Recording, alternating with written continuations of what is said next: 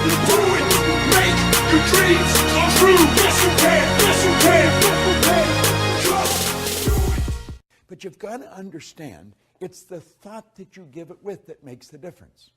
Do you know, there's an interesting story that Billy Graham tells about one time. This is when they were struggling. This is when Billy Graham was really just starting out. And $100 probably would have rented a real nice place for a month and bought the food that you needed.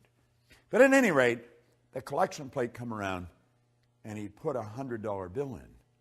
And later on he says to his wife, "My goodness, I thought I put $20 in. I put 100. And she looked at him and she said, "Isn't that too bad? You're only going to get the good back for putting 20 out." I thought, what a great story. And that's exactly the way it is. You'll say, "But he gave 100, wouldn't he?" No. The thought that he gave it with, he was giving 20. You see, it's thinking that controls everything. It's the thought we give it with. In the Science of Getting Rich, we talk about leaving everyone with the impression of increase. Why? Because by giving out good, we're going to receive. See, the giving and the receiving are all tied together. They're not separate. You've got to be open to receive, but you'll be open to receive when you really understand the concept of giving. This is an orderly universe, and energy is forever moving. You have to understand that your life is full right now. Now, it may not be full of what you want, but your life is full. Your calendar is full. All your time is spoken for. You'll say, "Well, it's really not. I've got a lot of wasted time." That's how you're using it then. We must replace the waste with productivity. Yet, and for everything in your life you don't want, it's part of what your life's full of. What you've got in your life is a reflection of what you've been giving. And if you want greater good, you've got to give greater good. The more good we put out, the more we're going to take on. We don't have to worry about what we're going to receive. Let's understand the receiving is governed by law. And the basic law behind it is in giving. And as you give, you receive. You see, if you're sitting in a chair right now, you couldn't put anything where that chair is until you get rid of the chair. This is why the vacuum law of prosperity is such a beautiful concept. Nature truly abhors a vacuum.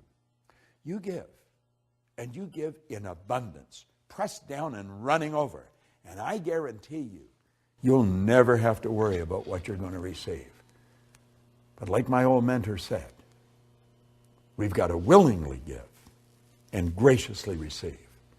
And you see, willingly giving, that's the expression of a lot of faith.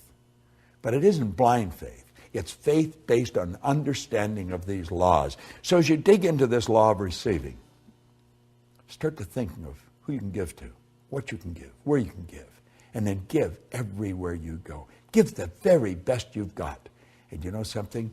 You'll receive the very best the universe has. It's sitting there waiting for you. This is Bob Proctor, and thank you.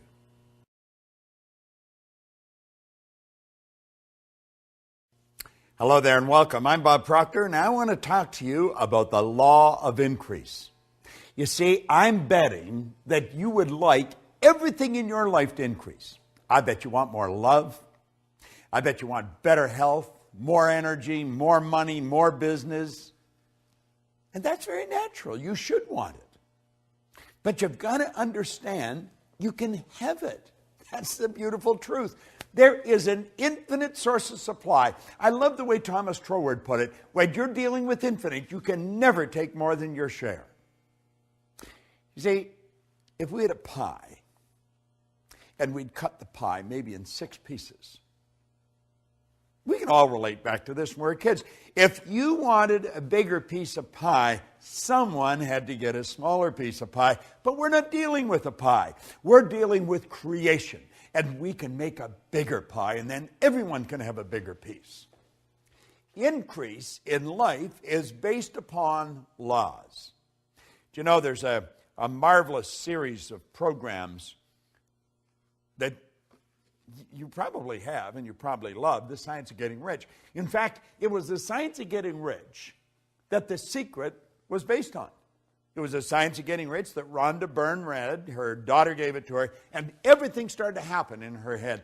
Well, Lloyd Conant gave me the Science of Getting Rich in 1968. It wasn't long after that, and I come across Raymond Hollywell's work on the law. I was looking for a book or a program that explained the law in practical, everyday person's thinking way of life. And I was having difficulty finding it. I had books on the law, but most of them were so heavy, the average person would have just died trying to understand them. And I got picked up at O'Hare Airport in Chicago one day by a lady that was taking me to the hotel to do a seminar. And she had a bench seat in the front of her car. And beside her was a big brown paper shopping bag. And when I get in the car, she says, "You want to look in that bag? I found a new bookstore." And I put my hand in and I pulled out this green book, Working with the Law, by Raymond Hollywell. And I looked at her and I said, "You've got one less book. I'm taking this book with me. I have attracted this book. I have been looking for this book for a long time." Now, in that book, Hollywell talks about all this information that we're sharing with you. Mary Morrissey and I have studied the same material for a long time, and we've created this program that you're involved in right now. And you see, this series of videotapes is really just an overview of these laws, and the law of increase is one that you really want to understand. If you're going to increase anything in your life, you have to praise it. Yeah, you may say, well, how do you do that? Well, in the Science of Getting Rich, the 7th chapter is on gratitude. And the more grateful you are, the more you're going to receive. But you've really got to be grateful. Now, praising and gratitude are very much along the same line. See, we want to praise our source of supply. We want to praise Spirit. We want to praise abundance. And it's going to come into our life. Now, let me share something right out of the book. Listen very carefully to this. Have you ever had someone condemn or criticize your efforts when you were given the best you thought you had and really tried to please them? I'm sure you have. I know I have, and I'm sure you have.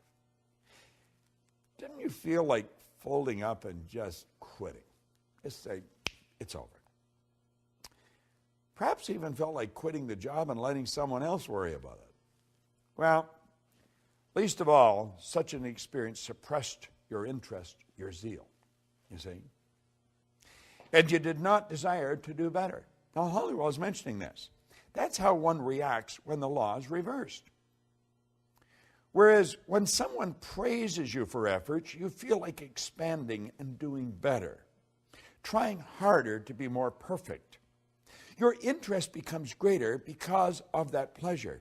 And within your happiness, you bring happiness into your work and all around you. It is a well-known fact that every plant is responsive to praise, for I have even seen flowers praised to longer life and beauty. We say a person that praises the plants has a green thumb. You'll say that person just has a green thumb. They've got such beautiful gardens, but they love their gardens. They love them. They send nothing but loving energy to the plants. Well, when you send loving energy to your source of supply, you're going to find that increase is just automatically going to happen. You're just going to get more. Do you know, I have read time and time again, and I experienced this myself, so I know it to be true, that people that are very successful in something have a very difficult time differentiating between work and pleasure. And that is because they love what they're doing. They're forever grateful for being able to do what they're doing. They do praise it. And the more you praise what you're doing, or the people that's working with you, the more you're going to win. It's been proven that a failing business can be praised into success. Suppose lost friends have returned their affections when the law of praise was used. Think about this. When you put good into anything, good's going to come back. We started this whole series out with thinking. We pointed out that every great leader that has ever lived has been in complete unanimous agreement that we become what we think about. Well, if you think bad thoughts, and if you're looking at things and you're looking at the downside and you're condemning and criticizing everyone, what kind of a vibration are you in? But if you're looking at what they do good, you're looking for the good in everything and you're praising them, what happens? Do you know that a child that is raised with criticism grows up very insecure human being? It's true. This is a known fact. The child that's raised with praise grows up very confident. The child that's raised with criticism usually struggles throughout their life. The child that's raised with praise goes on to become a great leader and very confident. This is so obvious. It's true in plant life. It's true with money. It's true with your friends. Praise your friends. Praise what they're doing. I guarantee you they're going to think better thoughts of you. They're going to be looking for what they can do for you. Now, you don't have to be a rocket scientist to figure this out. Praise changes our observation, our whole outlook of life. In the past, we were in the habit of seeking our weaknesses and failings, as well as the shortcomings of others. But now we see differently. You see, praise changes your perception. Now think of this for a moment. If you're going to praise people for what they're doing, you're first going to have to look for something they're doing good. And if you're looking for something they're doing good, what you're doing is you're using one of your higher faculties, one of your creative faculties called perception. You're looking for it. You're seeing the good in it. And then when you see it, you want to make them aware that you see it. Well, this doesn't just work with people. This works with plants. It works with animals. It works with all of life. Because we've got to realize that intelligence is omnipresent. There's intelligence in a garden rock. There's just no conscious awareness of the intelligence. See, intelligence is omnipresent. We're talking about a power that's 100% evenly present in all places at the same time. Yet this power operates in a very exact way. It's by law.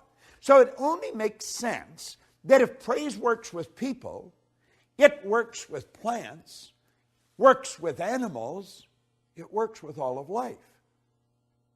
And if we're going to praise anything, we're going to have to see the good in it. We want to look for the good, and then we want to praise it. Now, if I were looking for the bad, you're not going to praise bad. You're going to criticize it.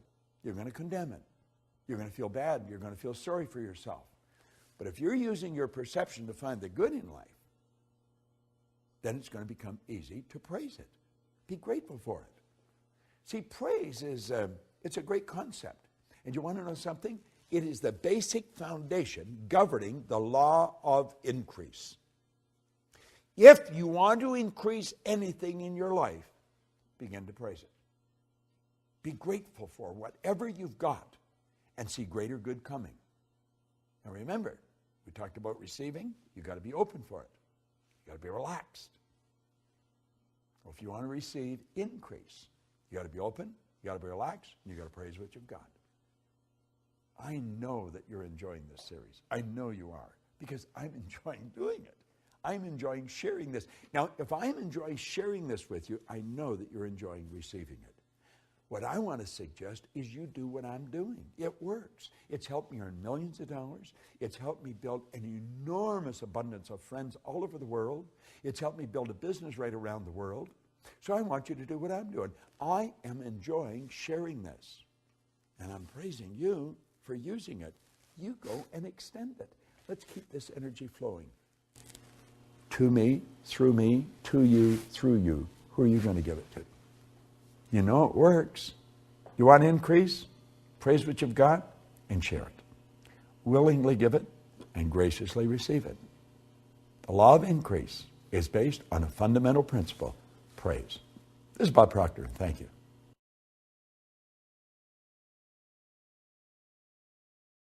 You know, it's written in the good book that whatsoever a man soweth, that shall he also reap. Well, you know, Emerson said that was the law of laws. And he said if that law didn't exist, we should invent it. I'm Bob Proctor, and I want to talk to you about the law of compensation. I first learned the law of compensation from Earl Nightingale. Earl Nightingale explained it probably better than anywhere I've ever read it. Now, I've read Emerson's essay on compensation, and we, of course, have the law of compensation here in this Working with the Law series. But the law of compensation is a law that we must understand. And we must understand it if we're going to apply it.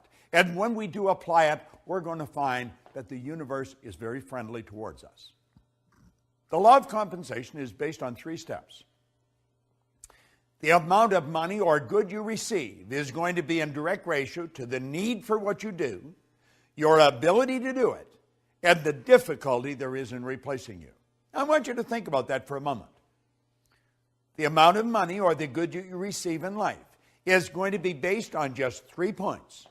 The need for what you do, your ability to do it, and the difficulty there will be in replacing you. You see, I quickly learned that there is a phenomenal need for what we do in our business.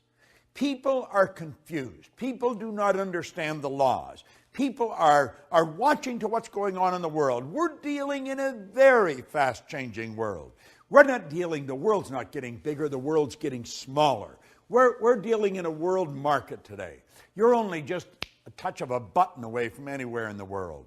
We can look and watch what's going on the opposite side of the world on a television set that's strapped to our wrist the size of a watch. Hit a button today and we send a message to 1 million people all at once, and they get it wherever they are with email. Think of how the world has changed. It's changing so dramatically. And you know what it's looking for? It's looking for effective people. That's right. Everybody wants someone to serve them. Now think, is there a need for what you do? I would suggest there probably is. There's probably a great need for what you do. And you didn't even have to do anything to create that need. It's there. The second step is your ability to fill that need. How good are you at doing what you do? That's so important we understand that. Most people just do enough to get by. It's been often said that most people work just diligently enough so they don't get fired, and the company pays them just enough so they won't quit.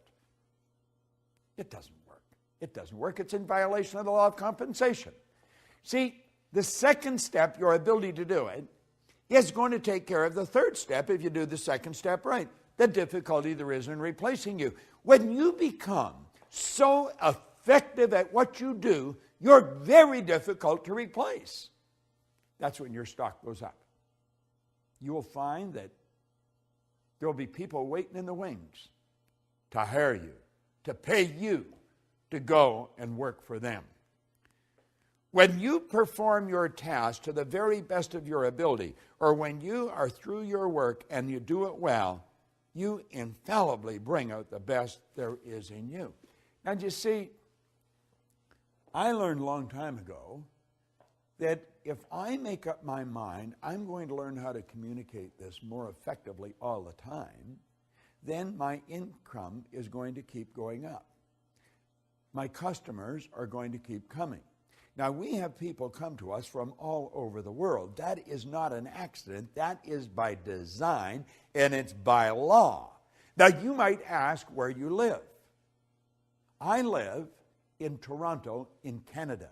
Now, my office is in Phoenix, but I have other offices around the world, and I work with people all over the world. But how did you and I come together? I'm going to suggest that you and I came together because I made a decision many years ago that I was never going to stop attempting to improve the service I render. And hopefully, I would attract people like you into my life because I was giving the very best I've got and always trying to do it better. See, every day I study. I study every day. Now, I've been doing this since 1961. Prior to 1961, I never studied. Never did anything. I just tried to get by. And of course, I didn't do very well. I was earning just a little bit of money, and I was in debt over my head, and I had a difficult time finding work. Today, I don't have a difficult time finding work. I have a difficult time hiding from it periodically, but we work all over the world. Why?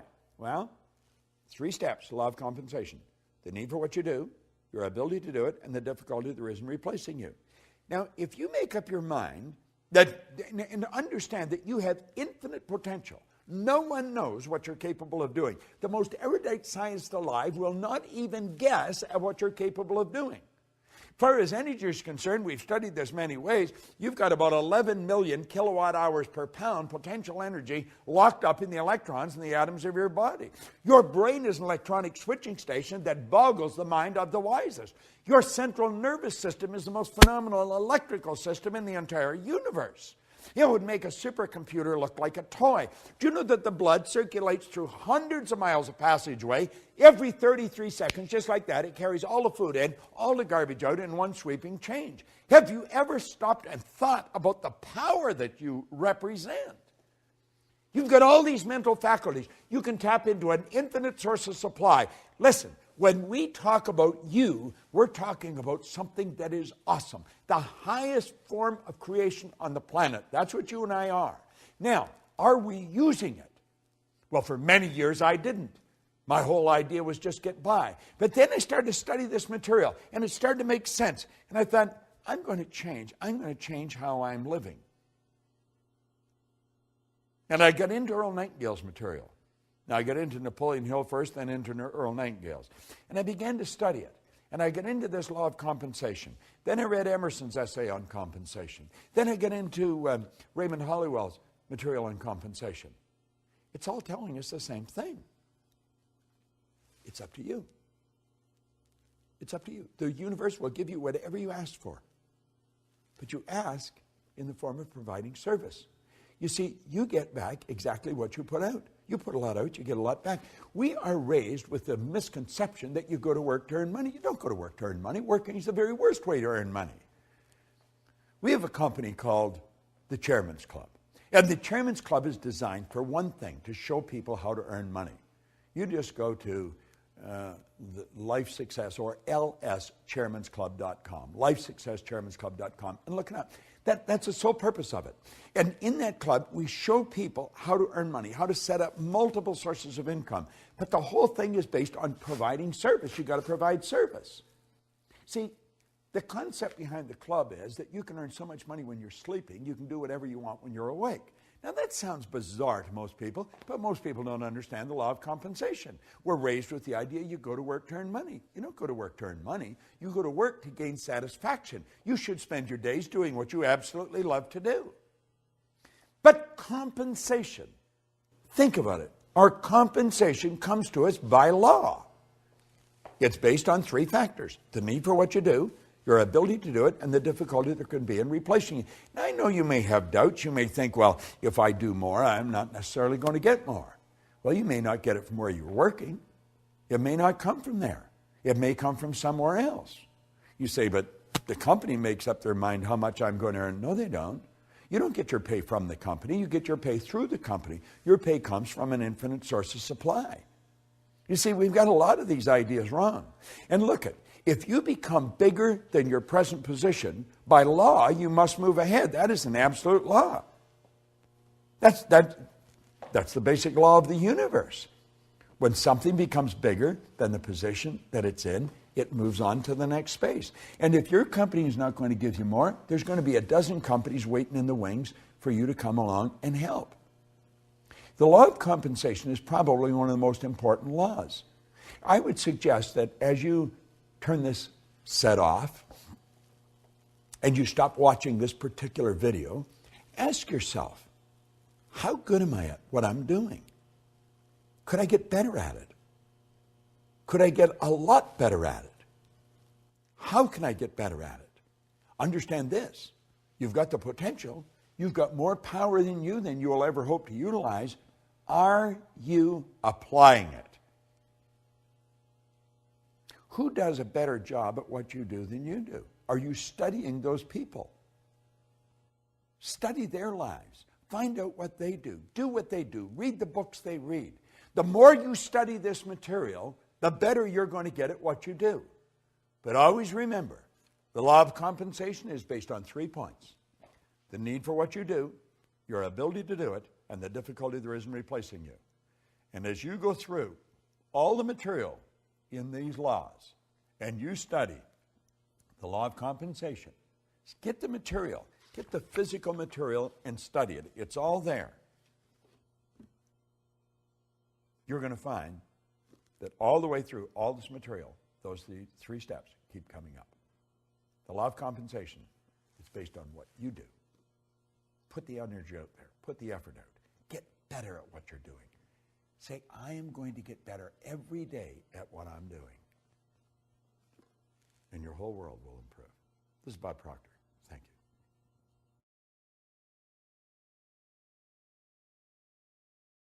you. Do you know, the law of non-resistance is a law that 9 out of 10 people violate. And because they do, they cause themselves a lot of problems. It's a pretty well-balanced individual that understands how to live in harmony and not let this get to them. The law of non-resistance. Think of this for a moment. When you go to do anything that's out of the box, where you're really going where you've never been before, you're going to meet with resistance. As a matter of fact, if you don't meet with resistance, you're probably going in the wrong direction. You're not going ahead. You're either going sideways or backwards. Resistance is a signal that you're moving into a new area. However, whatever you resist persists. And what we're suggesting here is that you do not resist the resistance. Now that sounds like a bit of a mouthful, but understand this. You and I are programmed to resist resistance. That's part of our animalistic nature, fight or flight. What we want to do is master this. And instead of fight or flight or react, let's respond. Do you know there's a beautiful concept? It's the law of psychological reciprocity that rests on this law. That law states, whenever you put good out, you'll get good back, but very rarely right away. When you put bad out, bang, you get it right back. Well, let's think about that for a moment. We'll use the martial arts as a metaphor here. Karate is a very hard form of martial arts. You whack me, I whack you. You kick me, I kick you. And we beat the daylights out of each other. That's resisting resistance. Karate is not the way we want to approach this. When somebody yells at us, let them yell. Let them vent all the negativity, but not hit back. Then you take judo. Judo is where you take the strength of the other person's shot and put them down. You don't win much doing that. It's reported that Sir Winston Churchill was a master at psychological judo. One time, Bessie Braddock, who had been a member of Parliament for Liverpool, said, Sir Winston, you're drunk and disgusting. He said, yes, madam, I am. And he said, and you're ignorant. And you're ugly. But he said, tomorrow morning, I'm going to be sober. You say, what did he do? He win the battle and lose the war. Lady Astaire one time said to him, Sir Winston, if I was your wife, I'd put arsenic in your coffee. He said, madam, if I was your husband, I would drink it. Resisted. He loses. George Bernard Shaw apparently had sent Sir Winston an invitation to Pygmalion when it came out in London. That we probably know better as My Fair Lady today. And on the invitation, he put a written note, bring a friend if you have one. Sir Winston sent him a note back and saying that he was sorry he was tied up opening night, but he said if the play's still running the second night, I'd be glad to come and see it. And you see, psychological judo, you put the person down with the strength of their shot. You win the battle, but you'll lose the war. Now, there's another way to do it, the non-resistant way. It's called aikido. That's where you take a shot at me, I duck and let it keep on going. I take it and I duck and keep. You kick, I duck and keep on, let it keep on going.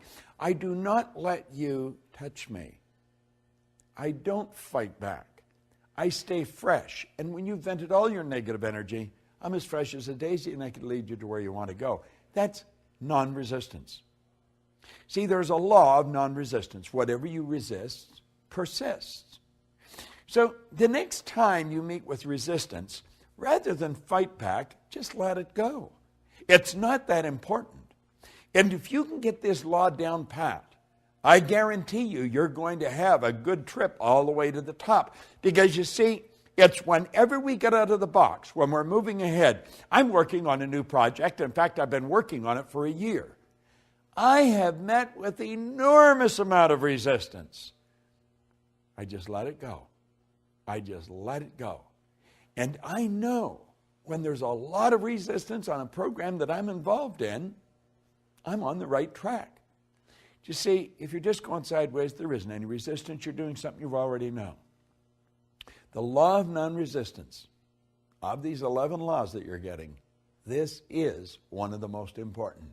Burn it into your mind. And remember, don't react, respond.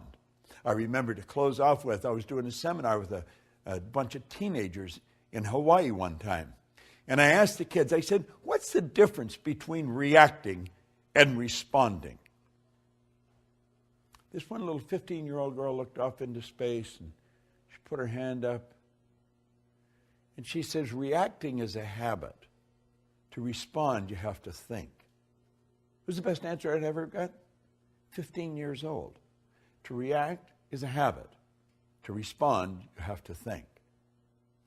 Now think of this. When you react, whatever it is that's causing you to react wins. You lose. When you respond, you win. The law of non-resistance. It's a great law to understand. Use it, and you'll win. This is Bob Proctor, and thank you.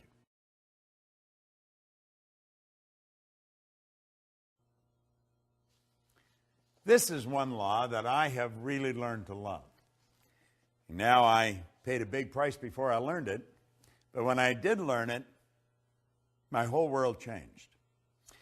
And you know, it wasn't until I had studied this material for some time that this law made sense. Let me read you something here that scientists have given to us. These are very bright people. You must understand that 90% of all the scientists that ever lived are alive today. Scientists accept the truth that the body of a human is moved by the mind, that all its functioning is governed by a ruling thought, whether that thought is subjective or objective, whether it's conscious or unconscious. Those who study the mental processes find that all the conditions of the body are created and caused by the mind. It is known that creation in and every form is governed by and subject to a law. Hence, when one misuses, inverts, or violates a law, this mistake is called a sin.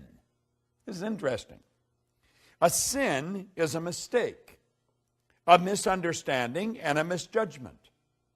A mistake is falling short of or disobeying the law, whether that law be mechanical or spiritual.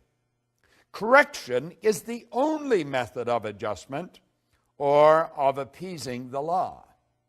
Thus, repentance and forgiveness are the only means available to alter and correct that mistake. I'm Bob Proctor, and I want to talk to you about the law of forgiveness. Now, for a long time, I never understood this. Sin is truly transgression of the law. Now, when I was a little boy, I was sent to Sunday school, like a lot of little boys that grew up in the part of the world where I grew up. And if I didn't go, my older sister would tell. And so I was punished when I didn't go. Now, I also learned that if I said this word or that word, it was a sin, and I was taught that the price of sin was death. Now, I thought that was rather severe, but that's what I grew up with. That was the idea that this little boy learned at a very early age. Now, I was a curious kid, and I was told if I said this or if I did that, it was a sin, and again, the price of sin was death. Well, I thought, I think I'm going to take a bite out of this apple. And I said it, and I didn't die. And I thought, aha, I think I'll try this. And I did it, and I didn't die. In fact, it was fun. So I thought, that mustn't be true. But you know, later on in life, as I started to learn the truth about how the universe operates, the laws, I found out it was true. It was my understanding or perception of what these people were telling me. And that was probably the problem. And it probably was even further than that. It's because of their intention of what they were saying, because I think I was getting what they were saying to me. Well, you see, there's a very basic law of life, and that law says create or disintegrate. We're going ahead or we're going back. Now, disintegrate doesn't mean that you're just going to disappear. You know, when we talk about live or die, that doesn't mean that our heart's going to stop and the blood stops flowing and we're either, incinerated or placed in the ground. That's not what that means. It means that we're either going ahead or we're going backwards. That means things are getting better or they're getting worse. If we violate the law, the price of sin is death. Means things are going backwards. Things are not going to be as good as we want them to be. If we live in harmony with the law, we're going to go ahead. So do you see, sin is transgression of the law. Price of sin is you're going to go backwards. Live in harmony with the law, you're going to go ahead. Now, forgiveness is a phenomenal concept. I never used to think much of it. I thought, forgive, what's it mean? It means let go of completely, abandon. Forgive yourself. You can't change what you did. Do you know there's many people wander around with great feelings of guilt? Guilt is guilt and resentment are two of the most destructive emotions that you'll ever come up with. I was raised with guilt. Now, I've been telling people for years, if it gets to a point where you can't handle a problem that you've got, you should go to a professional. Well, it's like the guy said, I like a chef that'll eat his own cooking. I was raised with guilt, and so I experienced a lot of guilt, and I was having difficulty getting rid of it. Any little thing I did that, that I just didn't think was right, I would have great guilt over it. So I went to a psychiatrist in Southern California, in Century City. And I only went to that psychiatrist 3 or 4 or 5 times, I guess. And I was on my way down the last time that I went, and I realized I didn't have to go anymore. And I phoned him and I said that I wasn't coming. He said, well, come on down anyway because I like what you're doing. I want to find out more about what you're doing. And he was able to help me get rid of the guilt. It was all a simple concept of forgiveness. Forgive means to let go of completely. Let it go. Forgiving is a very healthy concept. We've got to learn to forgive ourselves. We've got to forgive others. We have to realize that what we did yesterday, we cannot change. If you did something deliberately wrong, let it go. Forgive yourself. If you did it and you didn't do it deliberately, forgive anyway. Let it go. If someone else has done something to you, don't hold any resentment. Let it go. Now, that doesn't mean that you want to go and give them an opportunity to do it all over again. You may move away from that. But you cannot hold bad thoughts in your mind and move in a good direction. Listen to something else that Hollywell brought it out here. He said, a noted physician talking before a group of other medical people on this very subject of thought being the source of disease was recorded as having said in his concluding remarks, abnormal tumors and cancers are due to a long period of suppressed grief and anxiety. Another way of saying that such diseases are due to a lot of sinful thoughts getting bottled up and suppressed within our minds. If this state is so destroying, it might be wise for us to probe into our own selves and note the effect our emotions have upon the physical organism. Then let us seek by every means at our command to overcome and abandon and forsake every emotional tug that has a debilitating and disturbing effect. Do you know, that's such excellent advice. Do you know, if you go way back, found out we're just absolutely ridiculous. A lot of bad blood comes from wrong thinking.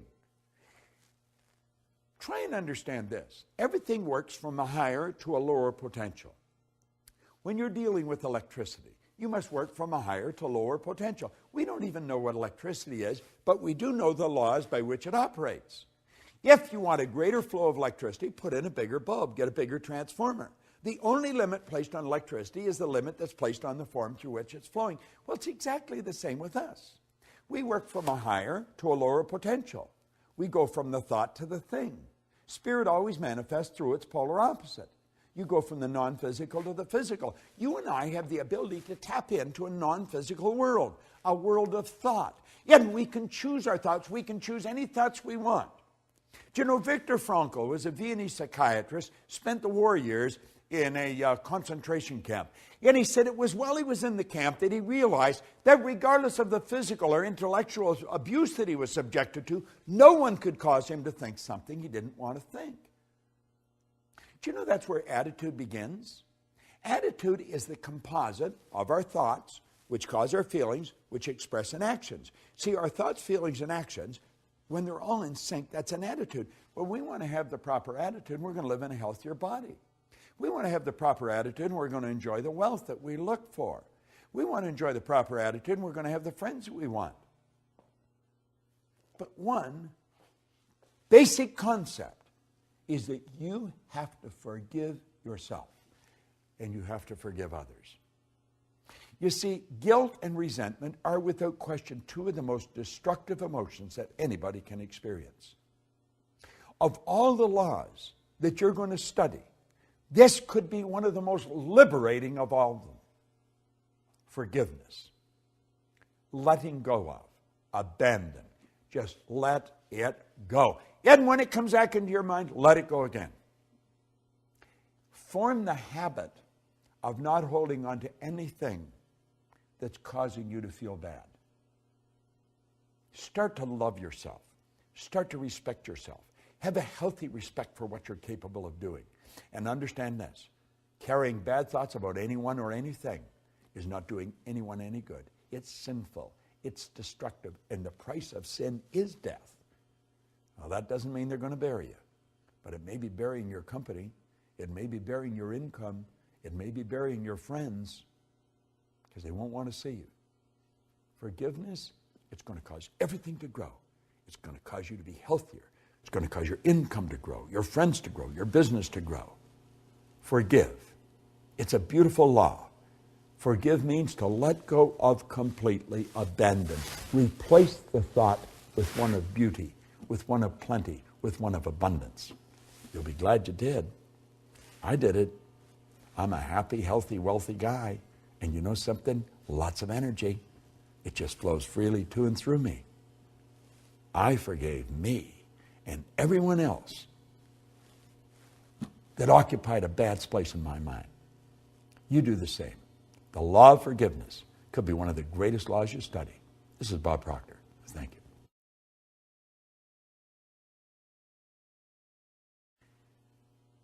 Hello there, I'm Bob Proctor, and this could be one of the greatest misunderstood laws that there is. It's the law of sacrifice. Do you know, the way I was raised, and I would imagine probably the way you were raised, we were raised with the idea that sacrifice was letting go of something that we really valued. And it was sort of losing something that we valued. And there was some people that made great sacrifices, and they were considered very special. But the average person just never made those great sacrifices. Well, sacrifice it's a law that will bring nothing but good into your life. If we understand it, but we've got to understand it, and most people don't understand. Sacrifice is giving up something of a lower nature to receive something of a higher nature. I talked one of the other laws about the last chapter in the Born Rich series. And it was on the vacuum law of prosperity. Well, sacrifice has to do with the vacuum law of prosperity. You move something out to make room for the good that you desire. Sacrifice is giving up something of a lower nature to receive something of a higher nature. And you have to give up the thing of a lower nature before you can receive the thing of a higher nature. So you see, sacrifice is based on a very good understanding of faith as well. Faith based on understanding. This is tricky. This isn't something that's just going to happen like that. Now, I want you to think of this for a moment. I want you to imagine that you've gone to a great concert, and you are marveled at the performance that you see. Or go to a great stage play, and you see acting that is impeccable. Or watch a great award-winning movie, and you'll see acting, and you'll think, wow. Or you may watch somebody like Tiger Woods. Watch the great athletes, some great soccer player, a great golfer, a great ball player. Watch the Olympics, and you see those swimmers or those athletes, and you think, wow, how does that happen? Well, it doesn't just happen. As this author said, granted, they may be exceptionally gifted, but those final magical results come not by chance or accident, but they come from discipline. Discipline that is consciously chosen, ardently desired, and patiently persisted in. Let me repeat that. Discipline that is consciously chosen, ardently desired, and patiently persisted in.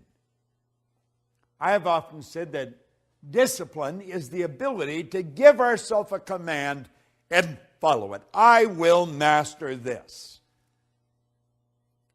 I remember one time reading an article in an airline magazine, and Walter Cronkite was being interviewed. And he was asked in the magazine, in the interview, how did these astronauts develop the courage to get into those space capsules? He said, it didn't take any courage for them to get into the space capsule.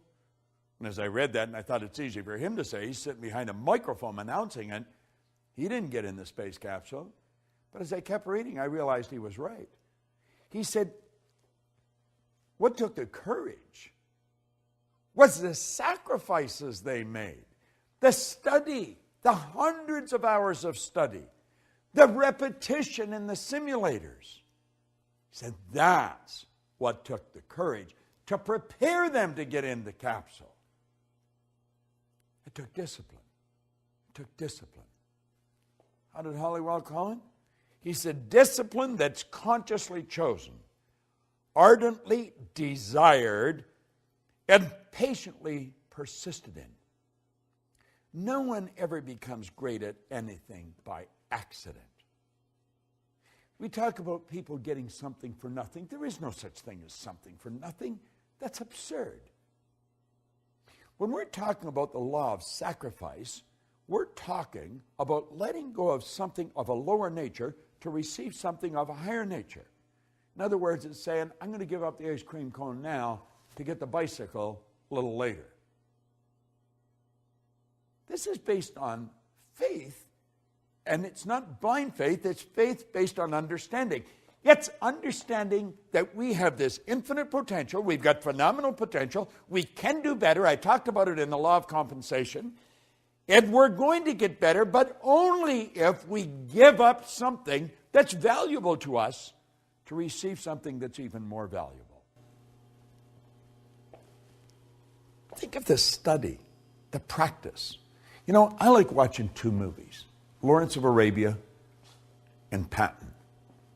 General Patton, great American general in World War II, who also thought that he was a general in Napoleon's army. Believed very much in reincarnation. And then Lawrence of Arabia, watching Peter O'Toole, who literally mentally became Lawrence, and Umar Sharif. You watch these actors. They're magnificent.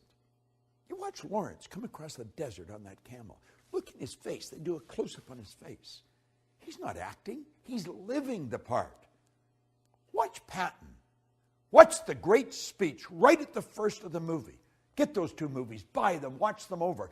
If you want to see people that made sacrifice, understood that law, and lived in harmony with the law to develop the greatness that they always had in them, you'll see it in those movies.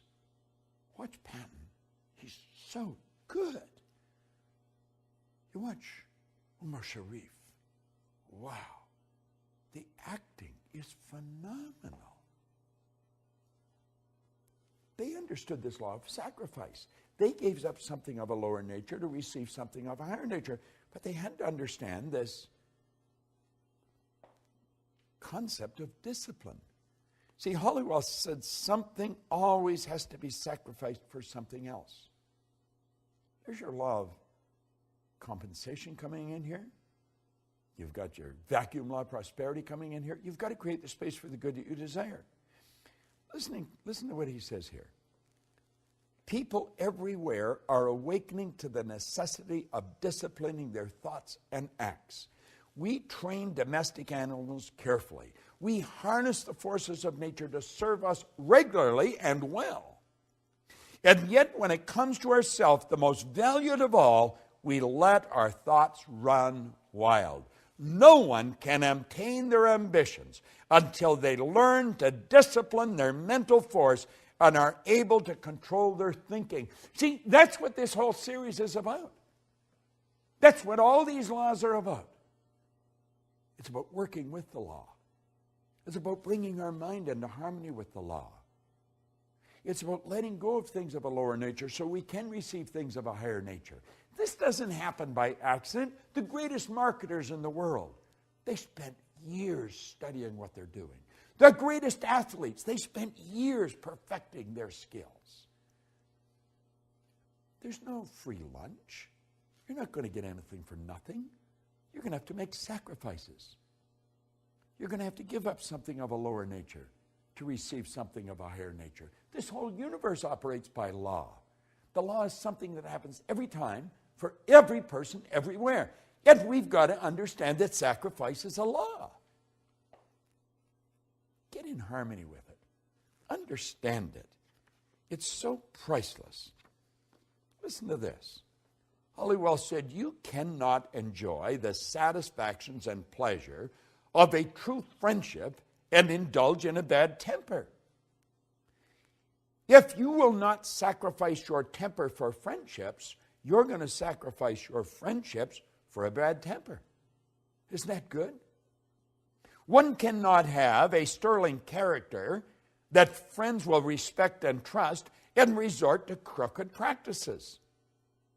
If he will not give up his crooked ways of trustworthiness, he will have to sacrifice his trustworthiness for crookedness. You don't even have to think too deep on this to realize it's true. But I'll tell you something you will have to do. You'll have to work at it every day to make it a habitual part of your life, to make it a part of your paradigm. You see, most of the things we do are controlled by paradigms, habits. Paradigm's nothing but a multitude of habits. And if we're going to change our life, we're going to have to change our paradigm. We're going to have to sacrifice the habit of a lower nature for one of a higher nature. So you see, as you study into this, you're going to realize just how important discipline is. And I want to leave you with just an absolutely beautiful concept. You've got to discipline yourself. It's discipline that is consciously chosen. You've got to choose it. Someone else can't give it to you. This is done from within. It's discipline that's consciously chosen, ardently desired. You've got to really want it. Man, I so want to be better at what I'm doing. And patiently persisted in. Patient persistence. Seems like an oxymoron, isn't it? It's not. Patient persistence. Just steadily focused where you're going. You've got it. You've got all the talent and ability. You've got it inside. But if you're not prepared to sacrifice what you've got, you're never going to get anything better. And understand this. It's create or disintegrate. If it doesn't get better, it's going to get worse. You've got to discipline yourself. And you've got to live in harmony with this law of sacrifice. You'll be so glad you did. Working in harmony with the laws. It's such a winning concept. I've proved it in my life. My friends all have in their life. That's why they're my friends. We work in harmony with the law. We're not perfect. We're working at it every day. I want you to work at it every day. This is Bob Proctor. Thank you.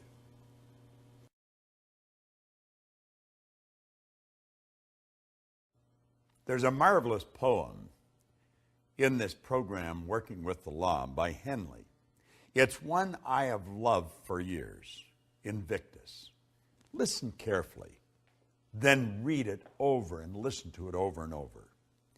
Out of the night that covers me, black as a pit from pole to pole, I thank whatever the gods might be for my unconquerable soul. In the fell clutch of circumstance, I have not winced nor cried aloud. Under the bludgeonings of chance, my head is bloody but unbowed. Beyond this place of wrath and tears looms but the horror of the shade. And yet this menace of the years finds me and shall find me unafraid. It matters not how strait the gate, how charged with punishment the scroll. I am the master of my fate. I am the captain of my soul. And you know, you can say that exactly the way Henley wrote it, by working in harmony with these laws, and especially the law of obedience. You know, a lot of people grow up and they don't want to be obedient, and you're going to find some of the greatest leaders in the past. If you studied their lives according to society, they were definitely not very obedient. Many of them spent time in jail. They didn't follow the rules of the land always. But you know, they were obedient to the laws of nature, or they would have never accomplished what they did. Halliwell said that you should be a builder, and to him is given all the materials out of which to construct the kind of life you desire to live. You build in wisdom or in ignorance, according to your obedience, according to your understanding of a divine law and the use of it in your daily life. Now, you know, being obedient is not always an easy thing to do, but it's always rewarding. I'm not talking about you being subservient to some person that really doesn't understand what's going on in this universe. Let me go back and share with you again what I just read. He said here that you should be a builder, and you've been given all the materials out of which to construct the kind of life that you desire to live. Now, you're going to use these tools. You're going to build in wisdom or in ignorance, according to your obedience to, according to your understanding of divine law and the use of it in your daily life. If you don't understand the laws, you're never going to be obedient to them. You're going to violate them at every turn in the road. Why? Because we have been programmed to. We've been programmed to be good little go-getters, and yet the law says, give and you'll receive. We've been programmed not to live in harmony with the law of sacrifice. Don't let go of it. Keep what you've got and get more. That violates the law. Listen to something else that he wrote here. The word obey means to submit to rule or to comply with orders or instructions. Obedience, then, is the governor of all movement, whether it be mechanical, literal, or spiritual. A giant machine without its governor would tear itself apart, would be utterly destroyed because it failed to obey its own laws of momentum and gravity. An intellectual giant who fails to comply with the laws of learning will become as an idiot. A student failing to comply with or to obey the instructions of Spirit, the law of God, will reverse the good and create evil. We are dependent entirely on obedience for our success or failure in this life.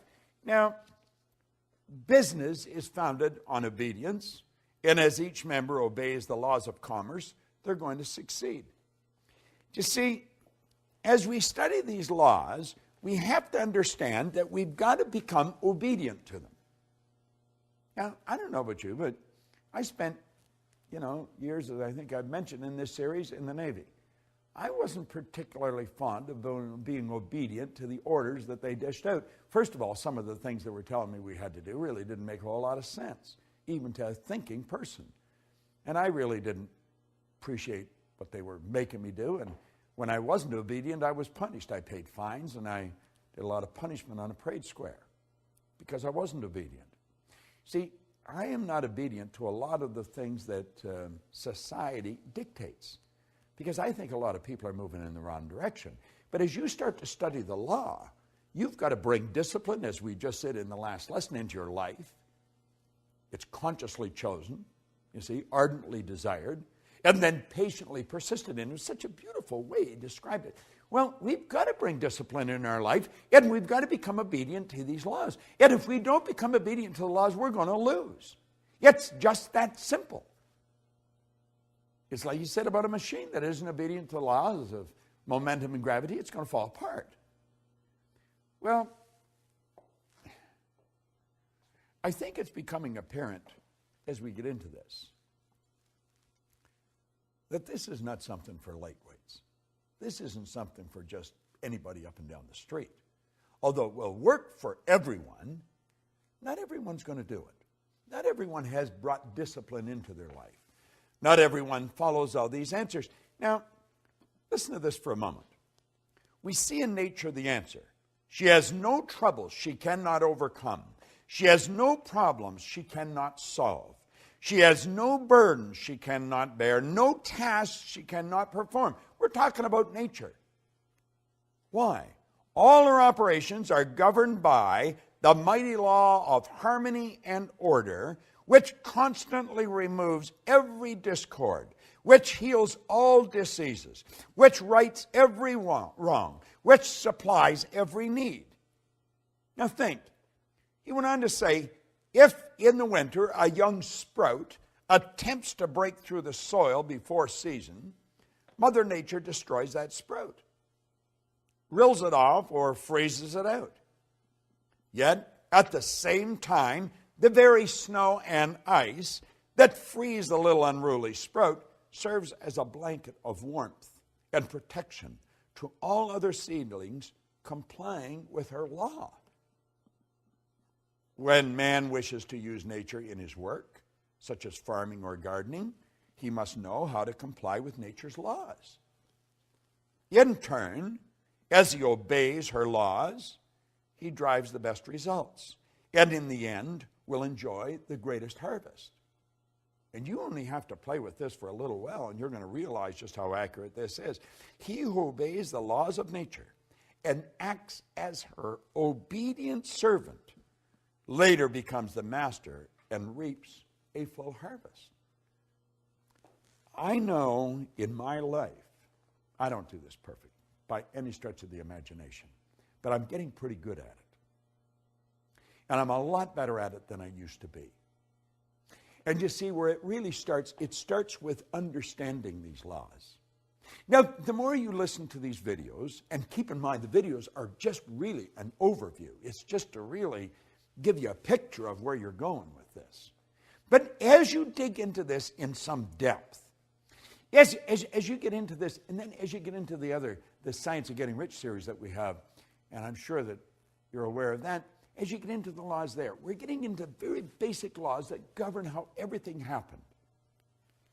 I got to go back and quote Wernher von Braun again. Here's a great rocket scientist. He said that these laws are so precise that we don't have any difficulty building spaceships, sending people to the moon, and we can actually time the landing with the precision of a fraction of a second. Now think of this for a moment. I want you to think of your health. Think of your health for a moment. Just think the health of your body. Now I want you to think of your finances, the amount of money you earn. Now I want you to think of your friends, your social life. Think of your own family, your family. Think of every aspect of your life and understand this. Every aspect of it can be better if you live in harmony with the laws. Now, do you know, by doing this, you could be accused of being selfish. I like the way Oscar Wilde put it. He said, selfishness is not living as one wishes to live. Selfishness is asking others to live as one wishes to live. There's a lot of selfish parents. There's a lot of selfish people. They want people to live the way they want to live. You've got to be true to yourself. If I want to be free, I've got to be me. I've got to be obedient to these laws, and the more obedient I become, the more I'm going to win. But it's based on understanding, and understanding only comes one way. If there's another way that you know of, let me know, because I've been looking for a long time. You must understand these laws to live in harmony with them. Understanding only comes through study. Study these laws. Dig into this program. I guarantee you, you will be so happy that you do. And then share it with as many people as possible. You're going to love the next one. The law of success. It's a beauty. This is Bob Proctor. Thank you.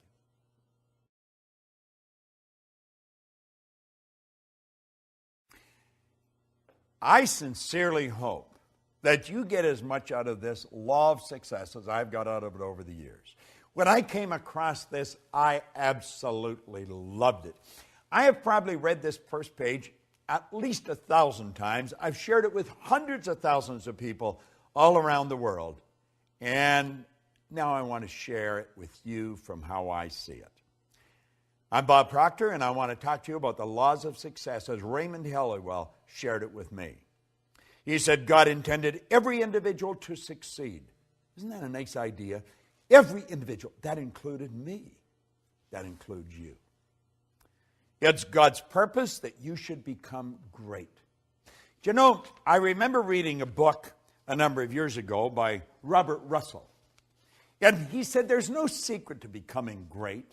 He said you become great by doing little things in a great way every day. Isn't that good? Well, Halliwell's saying it's God's purpose that man should become great. It's God's will that man should not only use, but enjoy every good in the universe. The law of God denies us nothing. He says man is born to be rich. Well, you know, I created a program a few years back based on everything I had learned up to that time, and it was called You Were Born Rich. It's been considered one of the most complete programs on personal growth that you're ever going to find. If you go to bobproctor.com and take a look there, the Born Rich Learning System, because you were born rich. You have deep reservoirs of talent and ability within you. You're probably just a little short of money, but this program will show you how to do it. There's a company in Australia, New Ways, and every one of their leaders give credit to the Born Rich program for taking them right to the top of the company. Most of them have watched it over and over and over again. Well, man is born to be rich. He said the powers inherent in you are inexhaustible. Now think of that. The powers inherent in us are inexhaustible. This is a law. He said each normal person is endowed with a complete set of faculties which, if properly developed and scientifically applied, will ensure success, ever-growing success. Do you know, Napoleon Hill said that an educated person is not necessarily a person with an abundance of general or specialized knowledge. He said an educated person is a person who has so developed the faculties of their mind that they can acquire anything they want, or its equivalent, without violating the rights of others. Do you know what the faculties of your mind are? Do you? If you don't, odds are pretty good you're not going to develop them. We're born and raised with sensory factors. We go by what we hear, see, smell, taste, and touch. And you know what that does? That programs us to live from the outside in. That programs us to live from the bottom up. You're letting the physical control the higher. Doesn't work that way. God works from the higher to the lower. Spirit always manifests through its polar opposite. The non-physical manifests through the physical. If you're going to do it in harmony with the law, that's the way you're going to have to work. You're going to have to work from the thought to the thing and not from the thing to the thought. You may be saying, well, what do you mean? Well, you don't let the bank account dictate your financial status. Don't do that. See, one of the things I ask people when they first come to work with me is, what's the most they've ever earned in a year? I have a business partner, Jerry Robert, who runs the Life Success Publishing, teaches people to write books. If you haven't got a book, you want to get in touch with it. Life Success Publishing, they're on the site. But at any rate, he shows you how books will change your life. Everybody's got a book in them.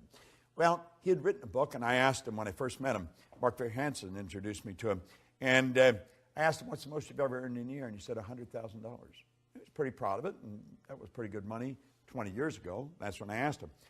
And I said, if you do exactly what I tell you, I'll show you how to change that into a monthly income. Do you know, within months, he was earning that every month. The Chairman's Club that we have, you just go to bobproctor.com and you'll see the Chairman's Club advertised. We teach people to turn their annual income to a monthly income by setting up multiple sources of income. Now he says here, each normal person is endowed with a complete set of faculties, which, if properly developed and scientifically applied, will ensure success, ever-growing success. Now, I'm going to tell you what they are. I'm not going to go in any great depth on how to develop them. We do that at another time. You have perception. That's your way you look at life. You have your will. That teaches you to concentrate. You have your memory. There's no such thing as a bad memory. You have a perfect memory. You have reason. Okay? That's your thinking. And you have imagination. These are all phenomenal mental tools. And you can use them to develop greater and greater success. And you're going to have to use them if you're going to live from the inside out. Ever-growing success.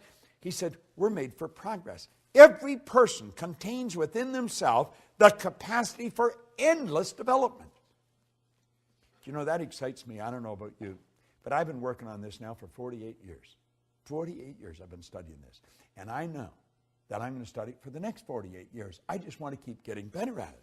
Endless development. Advancement into all things is the law's great purpose. Now, that's a phenomenal idea. Advancement in all things is the law's great purpose. By learning to work with the law and promoting that aim, you're going to build yourself into a greater and a greater success. So you wonder, well, what is the win in me for really studying these laws? That's it. You're going to build yourself into a greater and a greater success. You're going to earn more money. You just keep earning more money. I went from earning $4,000 a year, now I earn millions of dollars. And it's easier. I don't work as hard. Napoleon Hill said, it takes no more energy to work with the big idea than it does with the small one. Well, that's what we're saying here. You're going to have more friends, better friends. You're going to live in a healthier body. You're going to enjoy your work more. You're going to work all over the world. You're going to do what you want to do, live the way you want to live. By learning to work with the law and promoting that aim, you're going to build yourself into a greater and greater success. Now listen to this. He said, all of the processes of nature are successful. Nature knows no failures. That's huge. She never plans anything but success. She aims at results in every form and manner. To succeed in the best and fullest sense of the term, we must, you and I must, with nature as our model, copy her methods. In her principles and laws, we're going to discover all the secrets of success. I don't know about you, but that sort of excites me. I know one thing. The tide always goes out, the tide always comes in. The night always follows the day. Winter follows summer. This is the law at work. It's perfect in all of nature. And we can do the same thing. In her principles and laws, we're going to discover all the secrets of success. Now, he says, infinite resources are at our disposal. Infinite. There's no end to it. Infinite. There's no limit to our possibility. We can focus and individualize the elements, the forces, and the principles of the whole world. That's a bit of a stretch, isn't it? Do you know that everything in this universe will rush to your aid when you're working in harmony with the law? This isn't some decision of some emotional or capricious God on a cloud. This is the absolute law of the universe. The law is the uniform and orderly method of the omnipotent God. It's the way everything works. Everything works perfect. Infinite resources. There's no limit to our possibility. We can focus and individualize the elements, the forces, the principles of the whole world. We can develop a wonderful intelligence. Thus, all of life's questions may be answered. All of nature's secret discovered. And all human problems solved. Nothing is impossible. Now, you may be thinking, well, the world is in dire need of this. Oh, you're so right. Absolutely. But do you know it's because we're living in harmony with the law that we can live the way we do? Do you know there's some people that have never seen a toilet? Do you know that there's some people that have never seen an electric stove or a watch? Do you know that the whole world lived like that not long ago? Do you know that the electric light is a brand new idea relative to most of the population of the world? Do you know that these things, everything we've got that we take for granted, they're relatively new? It's all happened just in the last century or so. Think of that. Think of it. This has happened because we start to understand the law. Think of what you can do. Higher faculties, remarkable talent, superior insight, and greater power are dormant at all. And by psychological methods, these exceptional elements can be developed to an extraordinary degree for actual and practical use. That's by you and me. Now, I have been working at this for a long time. I know this to be true. Every mind can develop greatness. There are no exceptions. Simply a matter of knowing how. True self-help, self-discovery, self-knowledge, and proper instructions of applying one's principles and using one's faculties, using one's forces. It'll advance any person. See, the mind is perfect. It's perfect. And man is mind. And we can think. And our thoughts turn into things. Practice will ensure efficiency. Use is going to bring forth results. Success, therefore, is within the reach of every aspiring person. Now, he asked a question. He said, do you wish to succeed? God, I remember reading this. First time I read it. Well, he said, you can. You possess all of the essentials within yourself. All you need is to gain a right understanding of the principles and the laws upon which success is based, and then apply the right methods of operating these causes until success is earned. But you must earn it. There is no free lunch. Now, I have just touched on the first page of the law of success. As you get into this, you're going to realize that there's great help everywhere around us. We can have everything we want. We can enjoy all the good we want to enjoy, but only if we work in harmony with the law. And the odds of us working in harmony with them is pretty slim if we don't understand them. We've got to study them. Now, what I have done here in this series is give you an overview. I hope I have inspired you to want to learn more. That was really my purpose in doing this. I was asked by the people who are promoting this series with us if I would give you a brief overview on film, and that's what I've done. And hopefully this will do what they hoped it would do, make you want to study into this in greater depth and share it with other people. You see, locked up in this program is a system for you to earn all kinds of money, have all kinds of fun, and enjoy greater good in your life. That's what I've been enjoying, and that's the purpose of my life, to help people like yourself do just that. I want to suggest to you go out and do the same thing.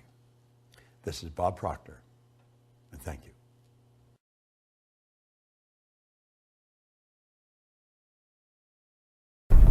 If we look to the answer as to why for so many years we achieved so much, prospered as no other people on earth, it was because here in this land we unleashed the energy and individual genius of man to a greater extent than has ever been done before.